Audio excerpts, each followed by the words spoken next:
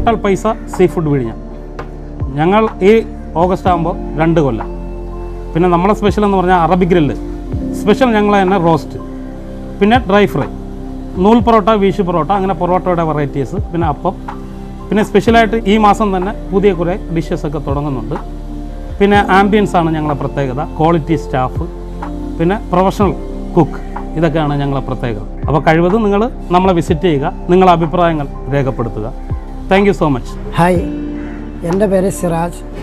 ഈ വർഷത്തെ metro food അവാർഡിലേക്ക് ഞങ്ങളെ തിരഞ്ഞെടുത്തതിൽ നന്ദി. Thank you so much.